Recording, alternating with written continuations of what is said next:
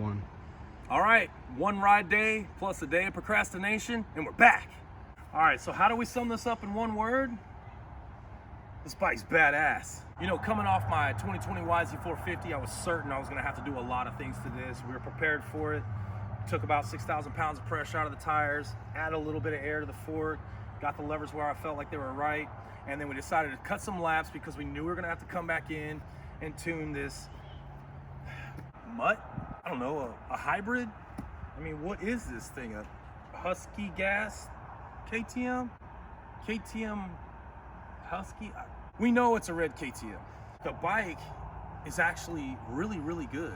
I mean, what makes it really good? Well, what makes it a GASGAS? What makes a KTM and a Husky a KTM and a Husky? A bunch of R&D, a bunch of practice, a bunch of wins, a bunch of badass riders, a bunch of championships. To say this bike is badass is like to say the sky is blue. All right, it's really great. It's like Chris Brown saying these hoes ain't loyal. Obviously, they're hoes. They're not loyal. But the question's still unanswered. Does this bike hit harder than a pile of hog knuckles? And I'm gonna answer that question with a question. Does a bear shit in the woods?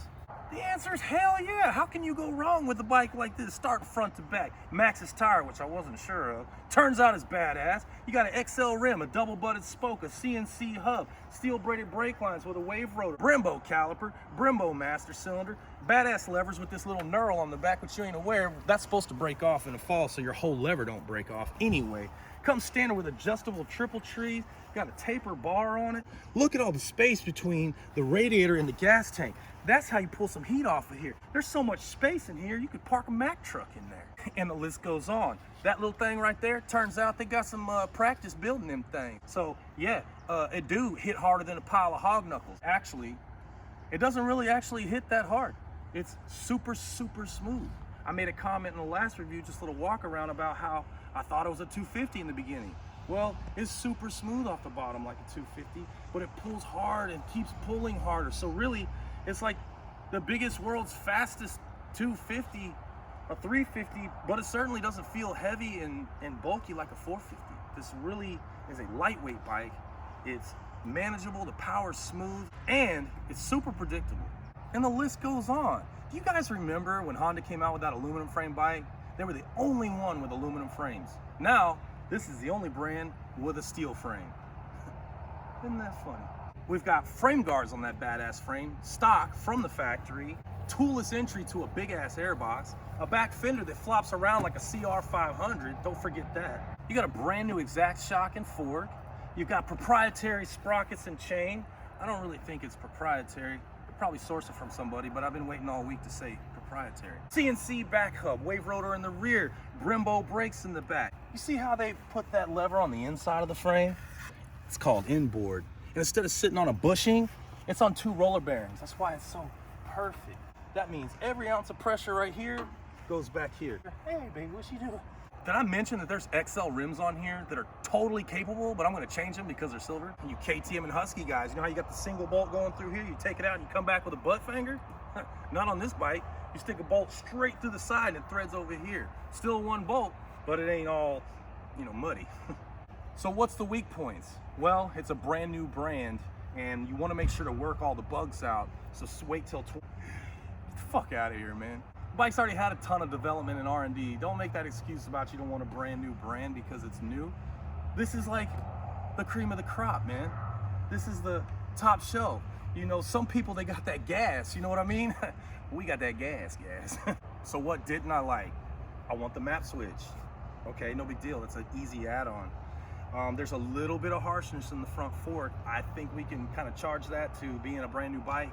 I know the air fork has a little bit of harshness in the beginning of the stroke. I'm used to the spring triple S fork, but that's not a deal breaker. What are the other weak points of the bike? Okay, the only other thing that I can really gripe about, aside from a little harshness in the fork on the initial stroke, is there's a little vibration, probably 3/4 to top RPM, high RPM. You can feel a little bit in your hands.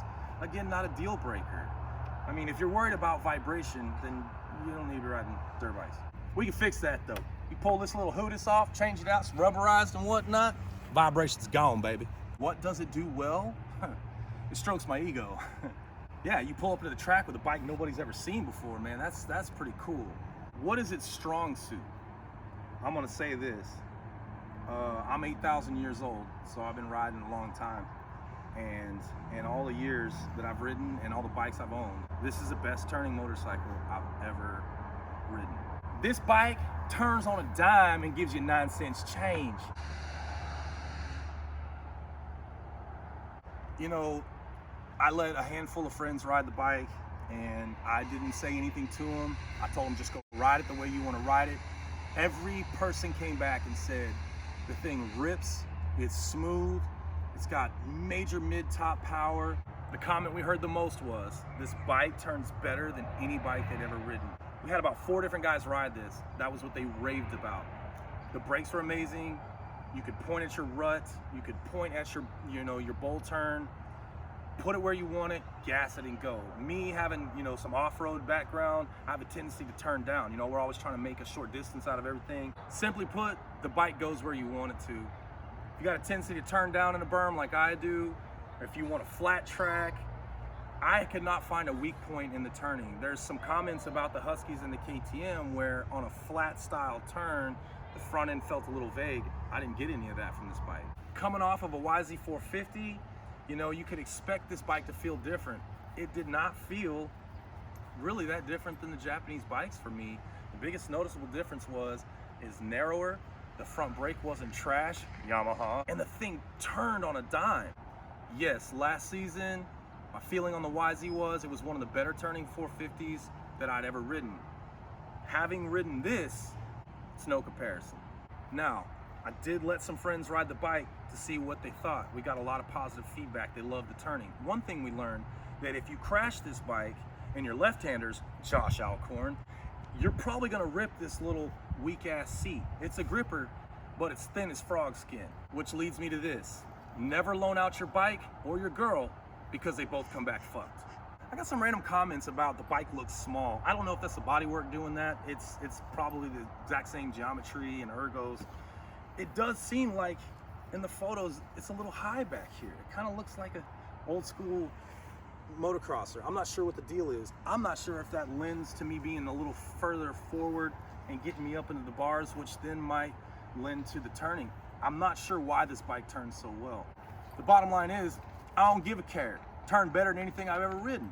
So my recommendation is, if you want a 450, this bike is totally worth looking at. I mean, let's face it, there's guys out there riding Kawasaki's and Slozukis. So if those guys like those 450s, imagine how badass you'll feel on this thing. I know we all agree on the Slozuki, and y'all are gonna argue about the Kawasaki. You green guys are gonna argue. All the shootouts say the Kawasaki's are awesome. I'm not gonna disagree, I'm just never gonna ride one. But Kawasaki, change that front brake, man. What the hell are y'all doing with that weird little front brake, man? Dump that thing. Can you just go back to like a normal lever for humans? So enough of the jokes and the brutal honesty. The bike's awesome. All the bikes are awesome this year, except for the RMZ. I think this bike is absolutely worth taking a look at if you're even considering a KTM or a Husky or a GASGAS. This was about $1,000 less right up front. If you could plug in $1,000 into this bike, I think maybe you would have even more than a stock KTM. But for me, I don't want to add anything. That $1,000, I want to put that into fuel and entry fees and midget strippers. All right, long story short, I love the bike. I think you'll love it too. I want to give a shout out real quick to Mun Racing. Thanks so much for hooking it up. Chip Mun, you're the man. Dan, you're the man. Can't wait to get the black rims. Hurry up on my black rims. Well, we ran out of daylight because it gets dark at 4 p.m. now. And so just want to thank you guys for tuning in, and we'll see you on the next one.